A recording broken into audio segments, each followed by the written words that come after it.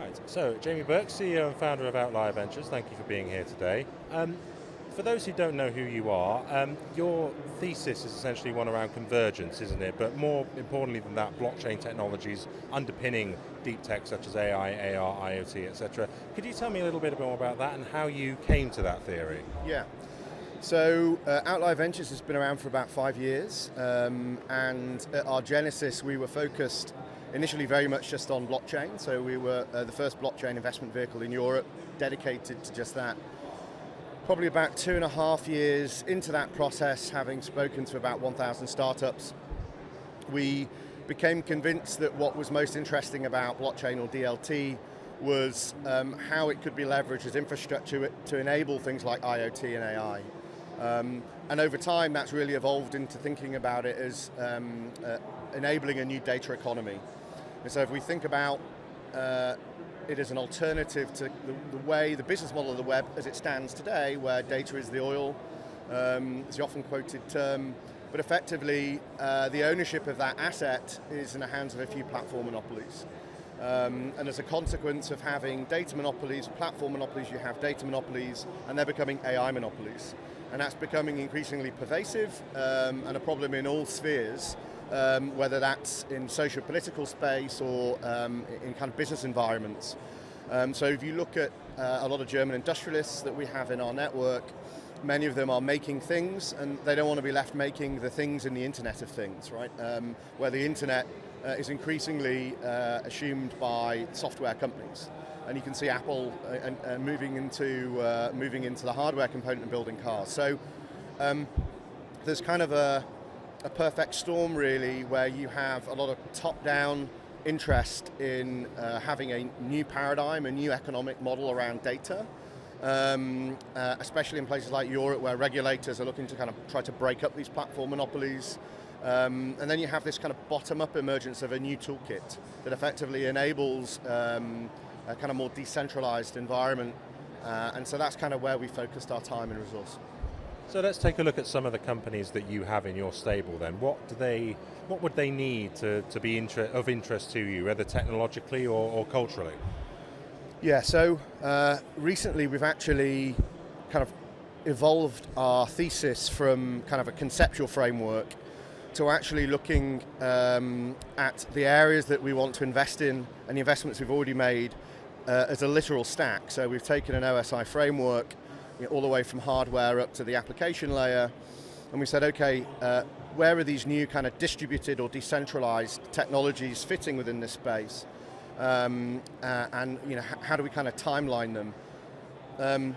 Certainly core to our thesis is we believe in the power of tokens and tokenization, not necessarily because of their crowdfunding capability, although that's a component of it, but much more as coordination mechanisms. So, when people think of the internet, and in particular they think of crypto and blockchain, they think about people adopting the technology, knowingly adopting a currency.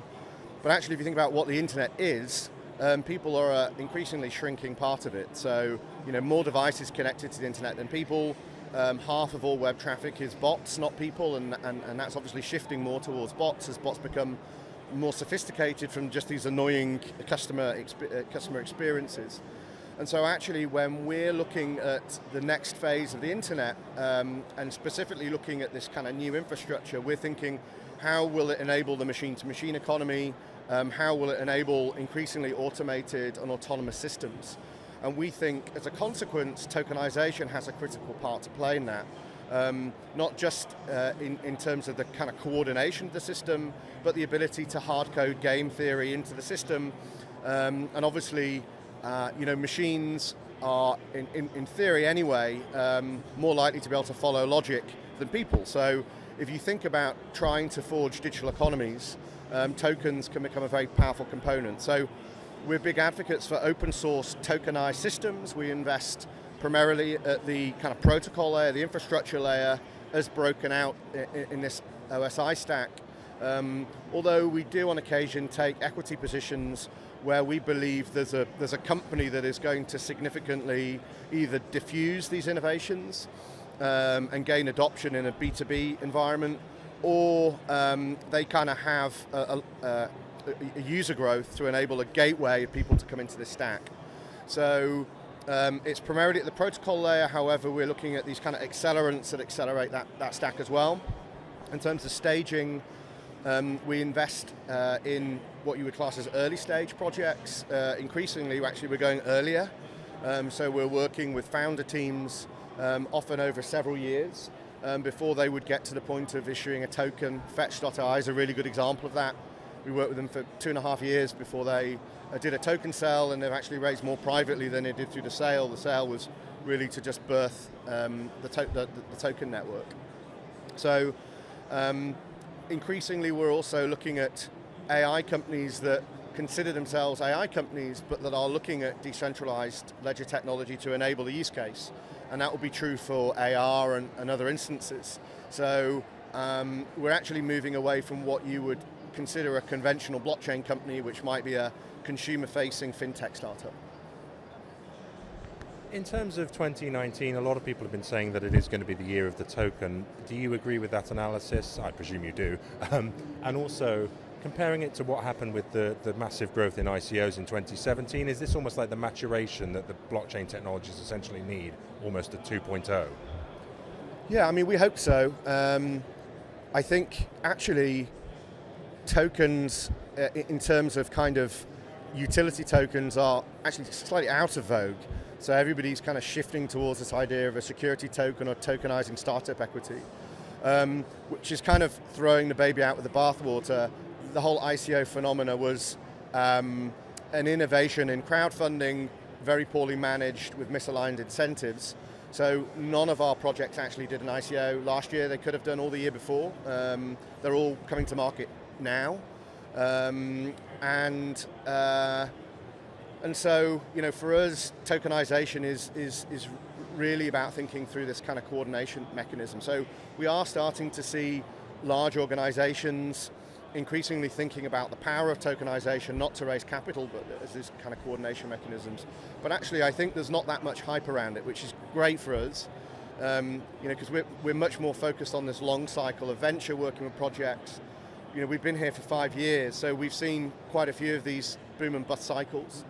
With the ICO phenomena, I think it was January the 1st last year, we actually said, look, the bubble's going to burst, it's unsustainable, it's not correlated to any underlying value, all this money that's going into app tokens when there's no infrastructure to enable the app. So it was all kind of inevitable. We've kind of continued with our course. What we're excited about is we've got several networks coming out this year. Ocean Protocol just launched their network. And you know, these are really well-designed, well-considered token economies that have not tried to achieve a large token sale of raising, you know, tens or hundreds of millions, and already have well-developed technologies and meaningful traction with various enterprise partners. So I think from our side, we're looking to see some of those things coming off the ramp and hopefully to change the narrative slightly around the power of a token rather than ICO as a crowdfunding mechanism. And finally, you discussed in terms of the new data economy, it's going to be more machine-led, the human element is going to disappear. Maybe just a little bit on what the human element will be going forward, in your opinion. Yeah, I mean, I think that's the big question. So we believe that increasing amounts of economic activity will be outsourced to digital representatives, initially in very crude forms. So if you look at Fetch.ai, you know, they enable bottom-up intelligence, but where a device, a person, a group of people can have one or more digital agents out there trying to optimize for a very particular outcome. And so I think increasingly we're going to be devolving much of the stuff that we might do, for example, in search. I think the idea of going to a search engine and, you know, messing around, clicking through links, clicking on adverts is going to be totally redundant. You're going to see things like extensions of Siri where you basically just give a command and it will go out there and carry it out, or more predictive stuff. So you'll have agents that will predict requirement. They'll see something changes changes in your personal kind of value chain, and it will try to optimize that out for you. So I think the human is very much going to be at the center of that, because these representatives are working on our behalf. And in theory, they should kind of unburden us from these very kind of suboptimal experiences. And so I think, but where does that end? Yeah, really difficult to say. I mean, I really like the approaches of Magic Leap and the kind of magic verse that they're thinking about, where you're thinking about the power of distributed compute to enable these kind of layers of experience on our world. So we can have several layers of experience that we can kind of plug in and out of, but overlaid on top of what we're doing. But where all that leads, I've no idea.